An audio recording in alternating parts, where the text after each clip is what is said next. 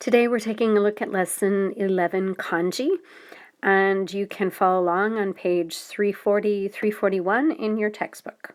A quick mention of all of the images that we've used in this PowerPoint here on this page.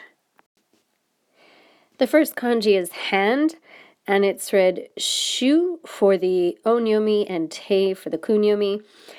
We find it in combinations like this: tegami, letter, kashu. So we also know that hand has a sense of being good at or bad at something. So this person has their hand at singing.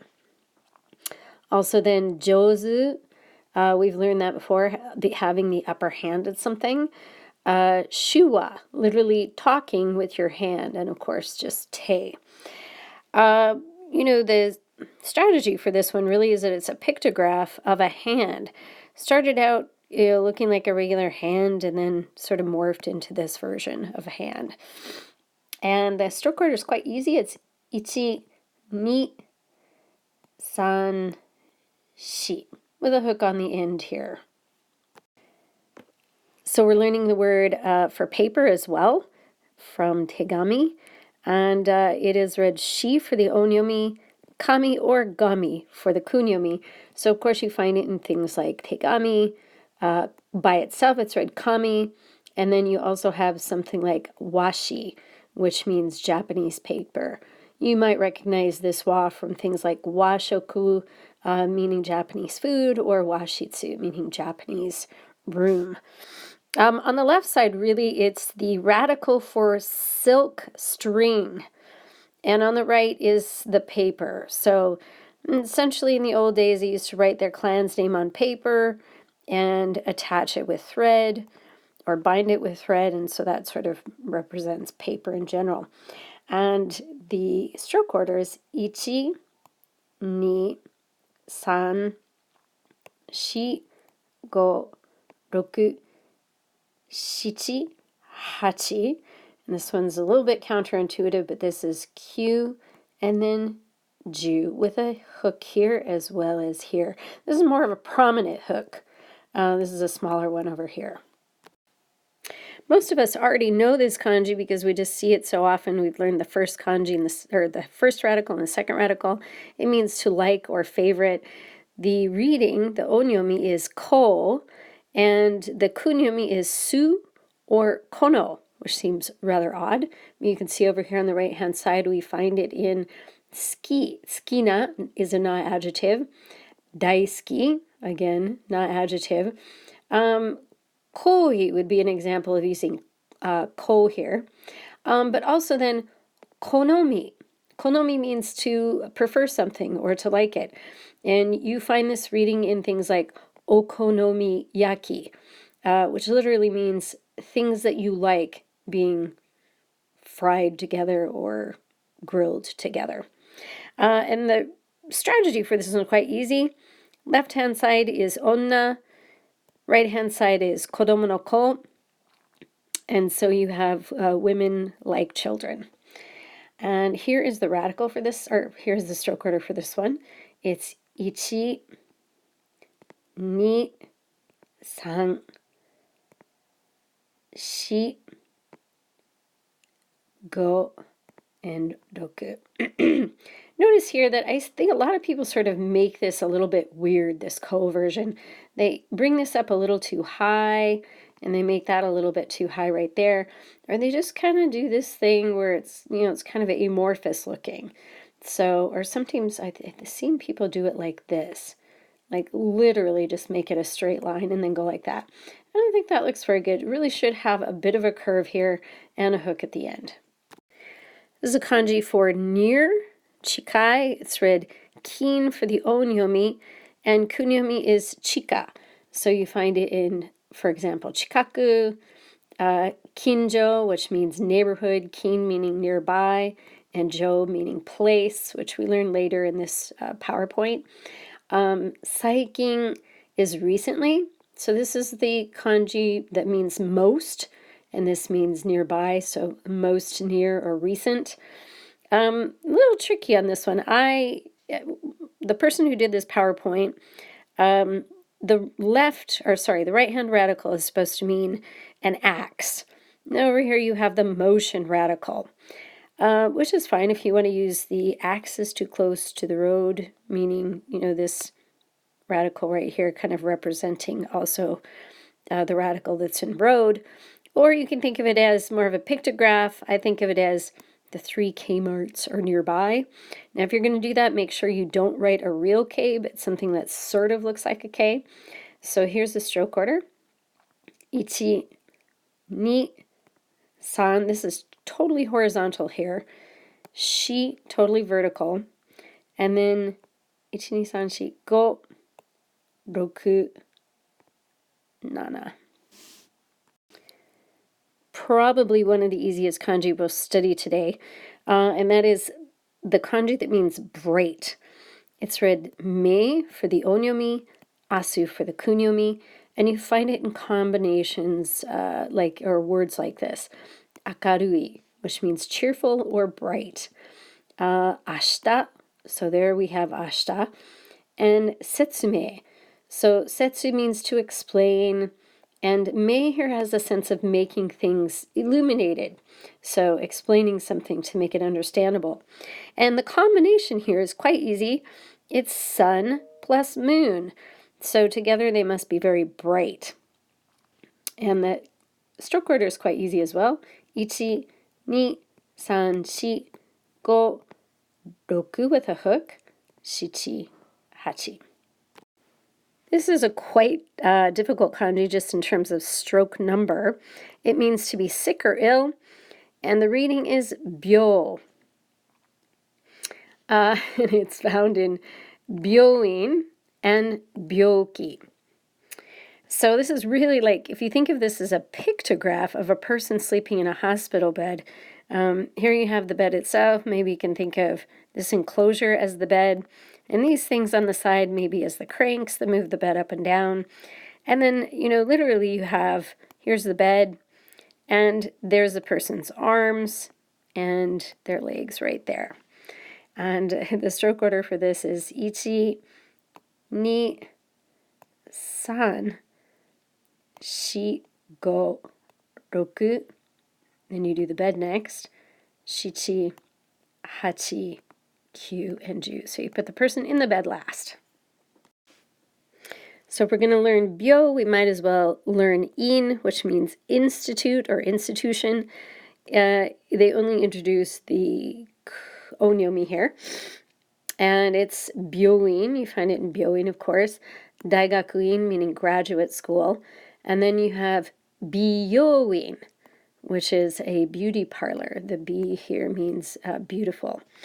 In any case, do not want to mix up the byoin with the byoin.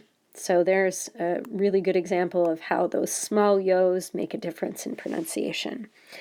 I don't really have a strategy for this one. I often think of the left-hand side as looking like a B. And then you have some sort of, top or roof or something. And then here you have Genki no Gen. So I guess you could think of this as, byoin being a place where people get Genki. They are byoki, so there's your B right there. And there's the hospital roof. And then you have the Gen. Of course, this doesn't apply to other things like graduate school, although, I don't know, I guess you could think of it as getting Genki as well. In any case, here is the stroke order. It's ichi, ni, san, shi, go, roku, shichi, hachi, kyu, and ju. Notice that this radical right here, a lot of people have trouble writing that. It's actually u kamburi. So what that means is it's basically a reduced looking u, katakana u, where you make it like this. Instead of making it like this, you just basically cut it off at that point right there. This is the kanji for to reflect. It's also part of the kanji for eiga. Its onyomi is read a. Its kunyomi is utsu. And of course, as I just said, it is found in the word eiga. You have eiga kan, where kan is a building, so a building where they show movies, a movie theater. And then utsuru means to be reflected. This is, interestingly, this is a phonetic radical. So it's this portion that gives this kanji this sound. And you can also see it in ego, right? So ego, which a lot of people mix up ego with ega, but here's the A portion of English, ego, and this radical actually gives it that A sound. So it is what we call a phonetic radical. In any case, of course, with any kind of reflection, you need a sun. So you have the left-hand radical as sun, and then on the right-hand side, because it's a phonetic radical rather than a semantic or a meaning radical, my PowerPoint maker decided to make this look like some sort of screen, which makes total sense, like a big screen, because it's got the kanji for big on the inside. The stroke order is ichi, ni, san, shi, go, roku, shichi, hachi, kyu. So when you're making these radicals, remember, on the left-hand side, you get a longer version. And you don't want to make it, for example, look like this. So you want to adjust your radical based on where it is in the kanji. Of course, this is the second half of eiga. It means picture. Ga is the onyomi, kaku is the kunyomi, and we find it obviously in eiga, in gakka, which means painter, someone who basically draws pictures at home. You have it in keikaku, meaning this is like to calculate, and this is picture, so to create a plan, basically. And then we have it in manga, where man basically means a cartoon, and ga here is the pictured cartoons. This could be a pictograph, essentially, of, because it is a picture. Here you have the canvas, and then, this top part is also the canvas portion, and then in the middle, somebody's drawn a pretty rice field. Or you can think of this in terms of eiga, where you have the rice field in the middle of a big screen. And the stroke order for this is ichi, ni, san, shi, go, roku, shichi. Shichi is one big stroke here. Hachi. This is the kanji for to sing, and the Chinese reading, the onyomi, is ka, and the kunyomi, the Japanese reading, is uta. So of course we find it in things like utau, to sing, or uta by itself means song. We came across this earlier, kashu, which means a singer, someone who is good at singing. And another one is kokka, the national anthem, so the song of a country. And this can be a pictograph where you have the singer, because you do have person radical here, and here this is supposed to represent, this actually represents or means open mouth. And then over here to the left, I put that you have, people sitting in booths, and there are mouths singing along in those booths. So I don't know, that's kind of a tricky one. Anyway, the stroke order for this is ichi, and then go to the box, ni, san, shi, go, roku, go to the box again, shichi, hachi, kyu, ju with a hook there, juichi, juni, hook there, jusan, juyon. Now this one is a little tricky. Actually over here we can see that it has a hook, and I actually make mine so it has a hook. Sorry, I should do it more like this. But you don't have to. Shi means city, and its onyomi is shi, and also then ichi is the kunyomi for that one.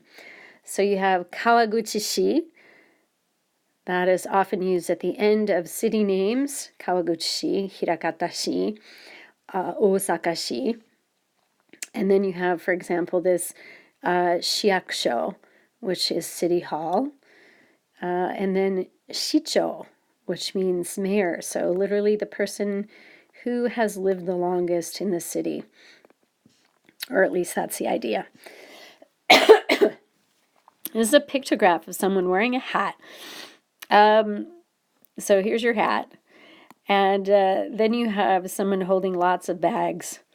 I think of this as, sort of those are the bags right there. 2 arms holding bags, who works in the city. That's not really a great strategy. If you come up with anything else, let me know. But here is the stroke order. So ichi, ni, san, shi with a hook there, and go. And usually this is connected. I know in some places it looks like it's not connected, but generally speaking, it tends to be connected. Here we have the kanji for place, and it is the onyomi. The Chinese reading is jo or sho. You often find these kind of sound changes, usually voiced and unvoiced consonant pairs. And here you have the same thing in the kunyomi. You have tokoro, but you also have dokoro. So, iroiro na tokoro is various places. Kinjo, which we came across earlier, means neighborhood or place nearby. Jusho is your address, literally, the place where you live. And a couple different things you can think of when you look at this kanji. The left-hand side is actually the radical for door. And the right-hand side is the radical for axe. So my assistant wrote down, in order to get to the place, the door had to be broken with an axe. I like to keep with my whole idea of Kmart. Kmart is a place with lots of doors, where you have the doors here, and then you have the K representing the Kmart. Again, be careful not to write it like a real K. But here's the stroke order. So it's ichi, ni, san, shi, go, roku, nana, hachi. So notice here, actually, this is the part where people get a little bit confused. You're making this, how can I say? You're making this a little bit further down, right? And then you do this right here. So it's not meeting at the corner here. It's not here, it's more here. Wow, after learning this word at the very beginning, benkyo, we get to learn the kanji. And it is a tricky kanji. The first one, ben, means to make efforts. The reading, that ben reading, is the onyomi. Tsuto is the kunyomi. But we're just going to learn benkyo suru. The left side is actually the kanji for to dismiss or to excuse someone. The right side is chikara, which means strength, to make effort. And interestingly enough, actually this left side over here, it can be found in the kanji for gomen, which means to be sorry, right? But I don't know, what is a really good strategy for this? My assistant drew this little picture here, which I think is pretty cute. You can think of that if you want, with the leg coming out like that. But in any case, here's the stroke order. Ichi, ni, san, shi, go, roku, shichi, hachi. Bring that all the way over. Kyu, ju. Second half of benkyo means strong, and it is read kyo, or go, and the kunyomi is tsuyo. So obviously we see it in benkyo suru, but it also is tsuyoi. Tsuyoi means strong. And kyoryoku na, which means powerful. Kyoryoku, where ryoku represents strength. So actually this is, the left side is a bow, it's the bow radical. And the right side, I like to think of this as an arrow. So you have mu, and then underneath here, this is actually the kanji for insect. Just this portion right here you can see. So think of, this is the insect, and then this is kind of like the arrow that goes through the insect because you have a bow over here, so you've been using your strength to kill small insects anyway. Okay, so it's ichi, ni, and then this one is actually san with a hook, right? There's a hook there. Ichi, ni, san, shi, so you've got mu, and then kuchi,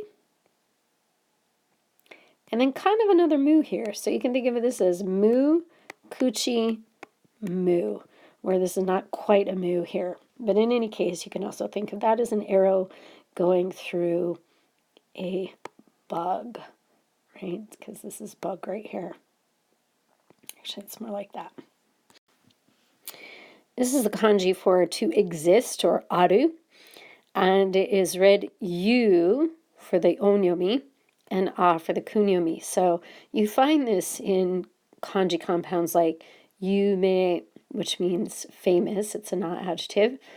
Yuryo, to have, literally to have money or to pay a fee or a toll. And then, of course, aru. Now, most Japanese don't write aru with this kanji. A lot of times aru is just written in hiragana, but you can write it with this if you want. So this radical right here is supposed to be a derivative of hand. So this is hand. And then, of course, we know this as moon, but actually this has another meaning, and the meaning is flesh.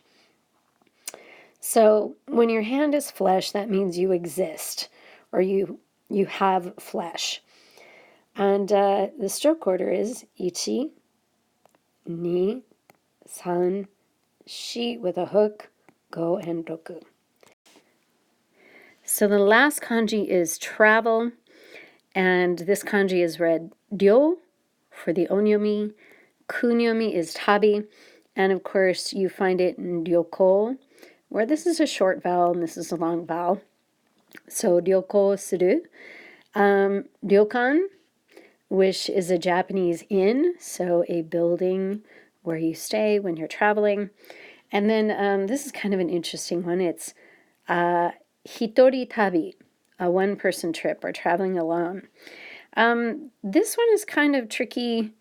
I don't really have a strategy. On the left-hand side, this radical, not writing it very well there, means direction. So if you think of somebody going in a particular direction, traveling, and then maybe you have someone wearing a hat here, and, perhaps it's someone who's kind of walking with their arm. Here's their leg and their arm is out. There's the person themselves. I don't know if that helps, though. This is a really kind of tricky kanji to remember. If you come up with anything, let me know in class.